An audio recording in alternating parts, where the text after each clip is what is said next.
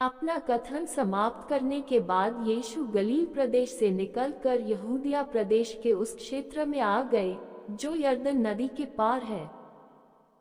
वहां एक बड़ी भीड़ उनके पीछे हो ली और यीशु ने रोगियों को स्वस्थ किया। कुछ फरीसी यीशु को परखने के उद्देश्य से उनके पास आए तथा उनसे प्रश्न किया, क्या पत्नी से तलाक के लिए पति द्वारा प्रस्तुत कोई भी कारण वैध कहा जा सकता है? यीशु ने उन्हें उत्तर दिया, क्या तुमने पढ़ा नहीं कि वह जिन्होंने उनकी सृष्टि की, उन्होंने प्रारंभ ही से उन्हें नर और नारी बनाया और कहा, इस कारण पुरुष अपने माता पिता को छोड़कर अपनी पत्नी से मिला रहेगा तथा वे दोनों एक देह होंगे। परिणाम स्वरूप अब वे दो नहीं परंतु एक शरीर हैं। इसलिए जिन्हें स्वयं परमेश्वर ने जोड़ा है उन्हें कोई मनुष्य अलग न करे। यह सुन उन्होंने यीशु से पूछा, तो फिर मोशे की व्यवस्था में यह प्रबंध क्यों है कि तलाक पत्र देकर पत्नी को छोड़ दिया जाए? यीशु ने उन पर यह सच स्पष्ट किया, तुम्हारे हृदय की कठोरता के कारण ही मोशे ने तुम्हारे लिए तुम्हारी पत्नी से तलाक की अनुमति दी थी। प्रारंभ ही से यह प्रबंध नहीं था। तुमसे मेरा कहना है कि जो कोई व्यभिचार के अतिरिक्त किसी अन्य कारण से अपनी पत्नी से तलाक कर लेता है और अन्य स्त्री से विवाह करता है, वह व्यभिचार करता है। शिष्यों ने यीशु से कहा, यदि पति पत्नी का संबंध ऐसा है तब तो उत्तम यही होगा कि विवाह किया ही न जाए। यीशु ने इसके उत्तर में कहा, यह स्थिति सब पुरुषों के लिए स्वीकार नहीं हो सकती अतिरिक्त उनके जिन्हें परमेश्वर ने ऐसा बनाया है।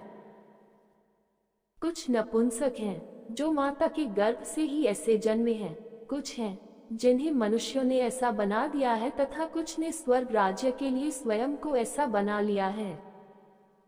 जो इसे समझ सकता है समझ ले। यीशु तथा बालक।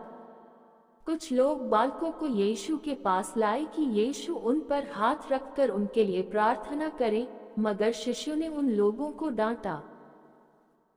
यह सुन यीशु ने उनसे कहा, बालकों को यहाँ आने दो, उन्हें मेरे पास आने से मत रोको क्योंकि स्वर्ग राज्य ऐसों का ही है।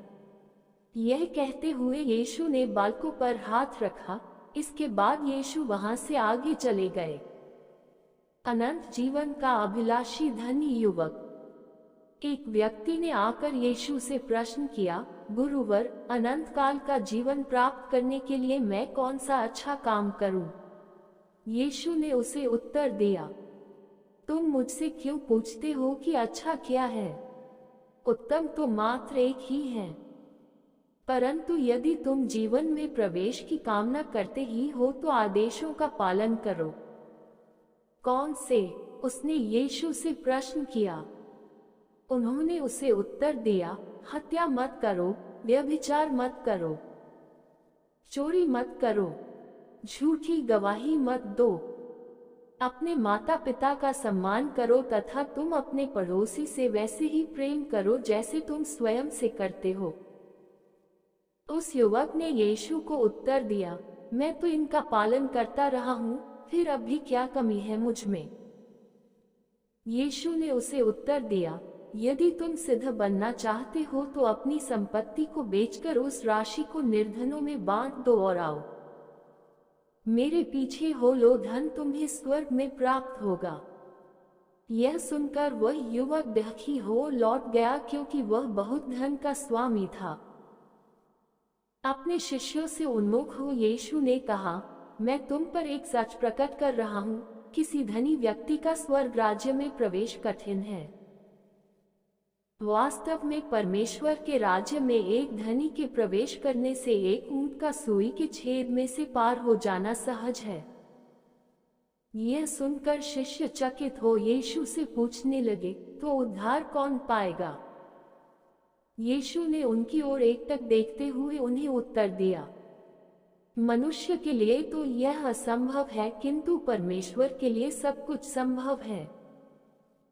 इस पर पेत्रोस यीशु से बोले, देखिए, हम तो सब कुछ त्याग कर आपके पीछे हो लिए हैं। हमारा पुरस्कार क्या होगा?